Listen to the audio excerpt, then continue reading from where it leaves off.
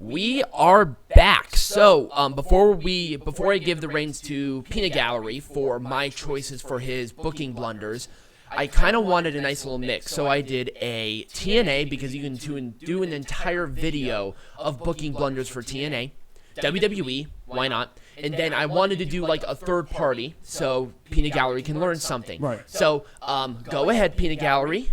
And just let me know what you All right, so the first blunder we're going to talk about is the Summer of Punk. And the Summer of Punk is very well known to WWE in 2011. But there was another Summer of Punk in 2005, which happened in Ring of Honor. So what happened in the 2005 version was CM Punk, knowing and everyone knowing that he had signed a contract with WWE, actually won the Ring of Honor World Champion in June of 2005 and held it for the majority of that summer, despite the fact that they knew he was leaving the company.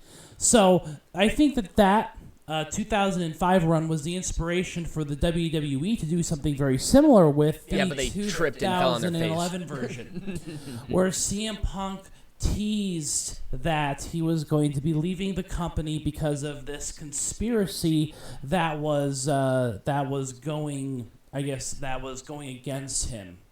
Where CM Punk felt like that the lesser wrestlers were not getting their dues. They were not getting their part. And so what happened as a result, I'm not going to go through the whole thing, but CM Punk was entering into this sort of rivalry with the corporate management at the time. It was actually done very well. The feud, the lead up to the feud was so well done. CM Punk gave promos that were just magnificent. He was at the top of his game at this point. And there was all of this where it was almost like a Stone Cold Steve Austin-esque sort of persona. Yeah, but they did it right with Stone Cold. Right. They fell on their fucking face with Punk. And the problem is that Punk, knowing how good he was and how powerful his words were, gave the pipe bomb. I don't remember what month was that pipe bomb. It was in 2014, wasn't it? Right before he had left. So, anyways, 2011 was the Summer of Punk.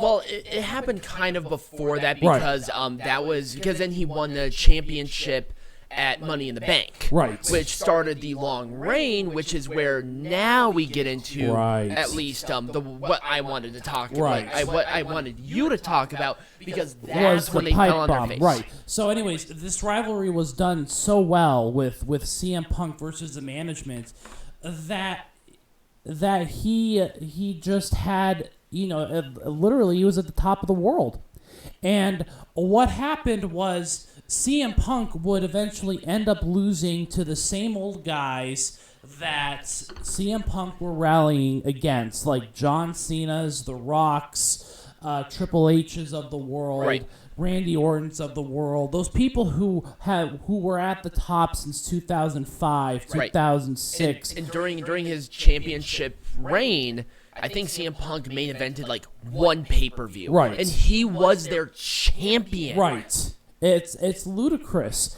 So WWE had this white hot guy who was super popular with not only the fans because he understood what the fans wanted, but also with some of the wrestlers who also felt like they were underappreciated. Right. And also the pipe bomb promo was so popular it went mainstream. Right, it did.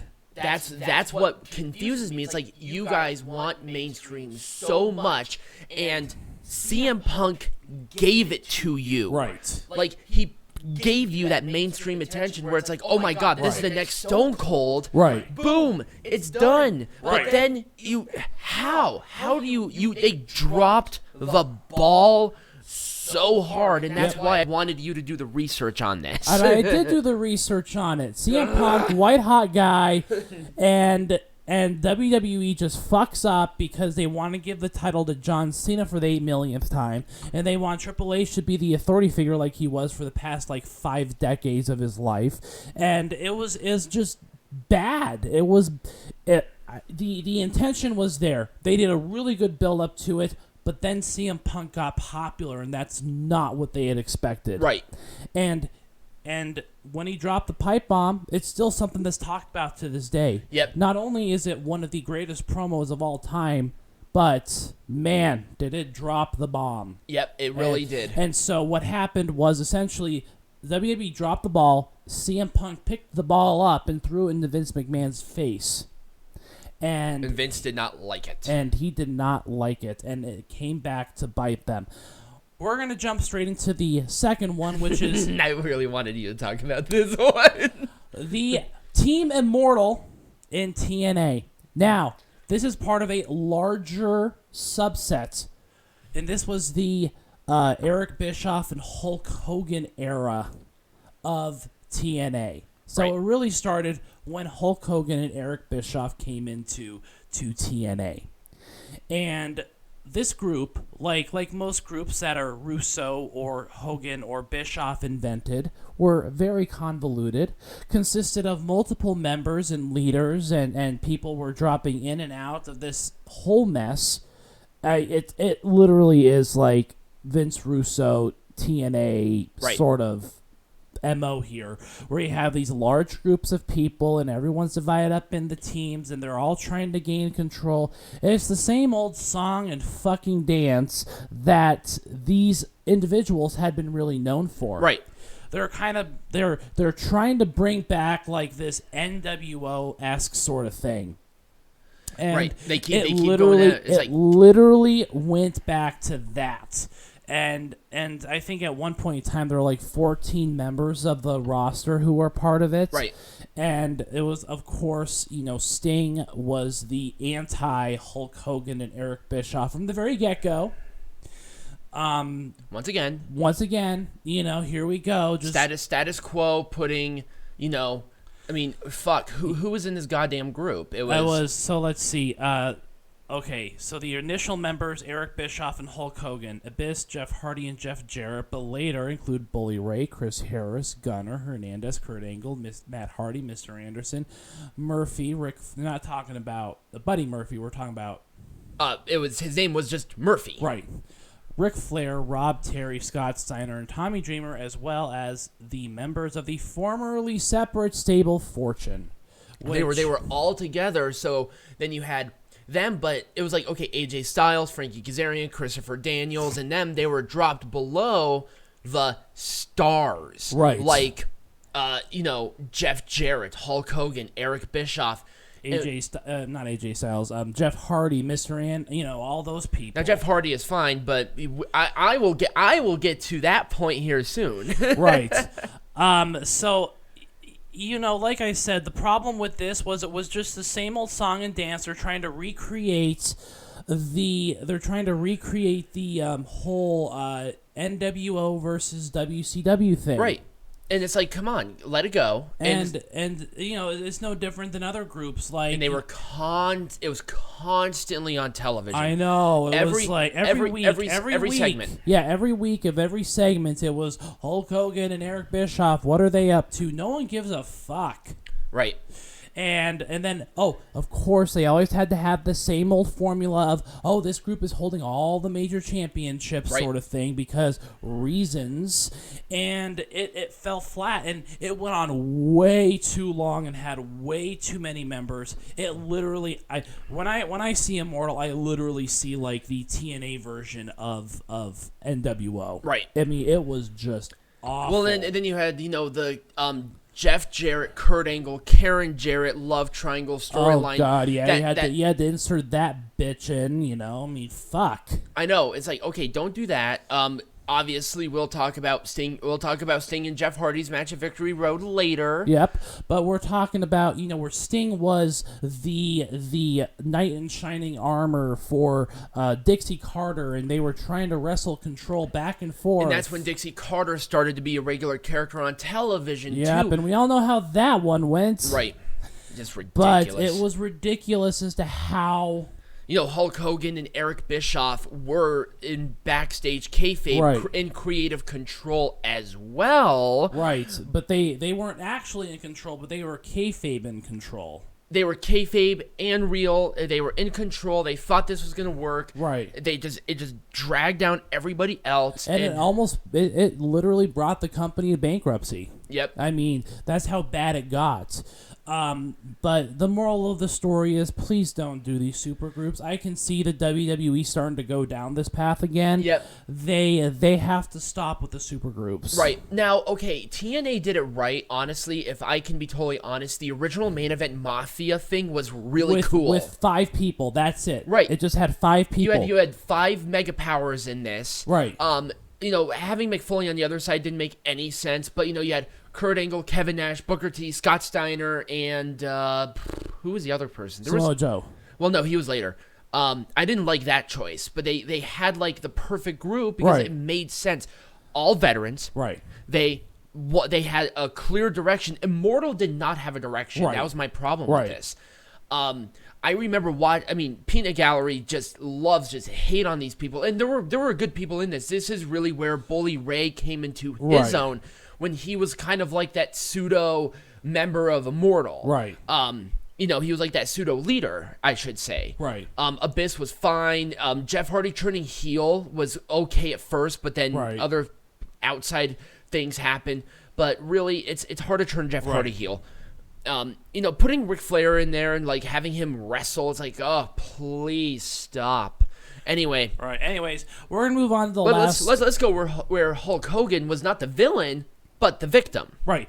Let's talk about Hulk Hogan and AWA. So, a little bit of background here. So, Hulk Hogan was in WWF in 1981. And he did not like Vince McMahon Sr. Mm-hmm. So Hulk Hogan left because Vince did not like the fact that he was in a starring role in Rocky III.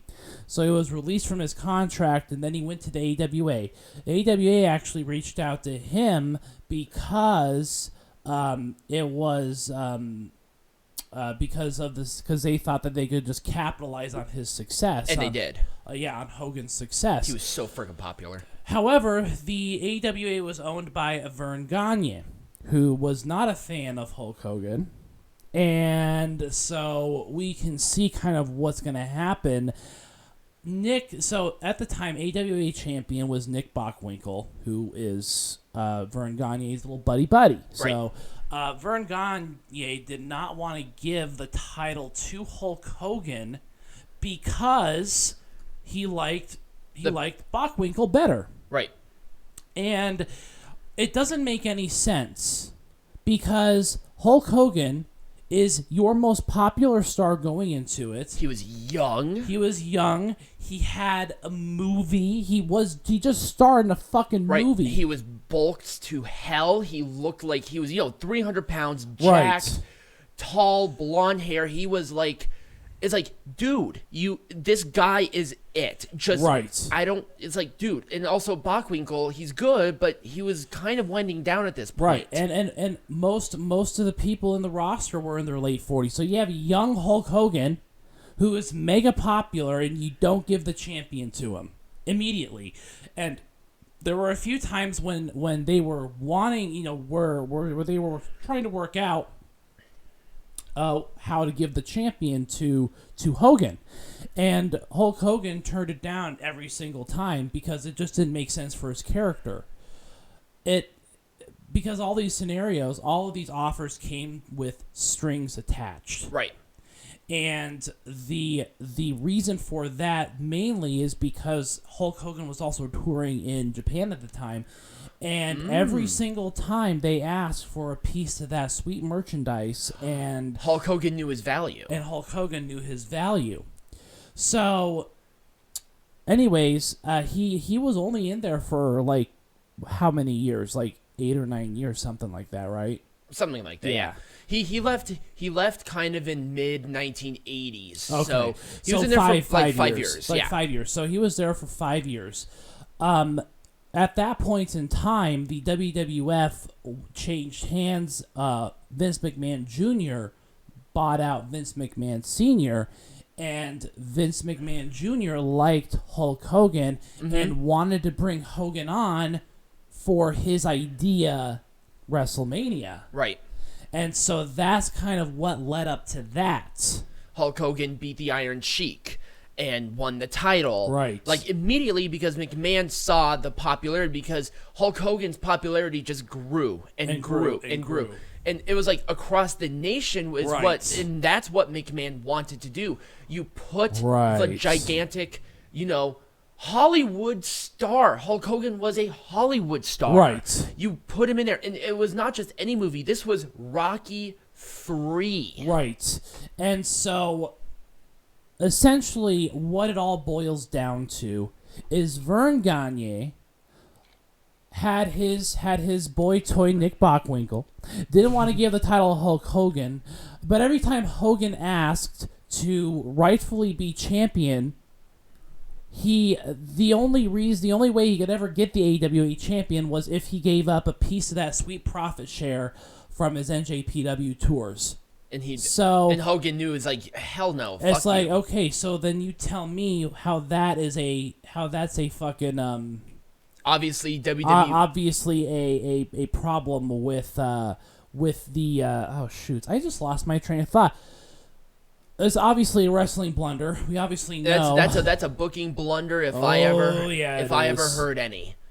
So yeah, so I thought at least the Hulk Hogan one where he was actually like the victim of the situation was going to be interesting, because absolutely. that one, because like you have the wrestling purist part, but I'm sorry, when the guy is popular, the guy is popular. Right. And you can't not give a guy the title if he isn't popular, and don't try and take another man's money. Right. I mean, There was the same situation there with Star Wars, Yeah. where Fox wanted the merchandising rights, but George Lucas knew the power of that merchandising Right. right, so he refused. Right.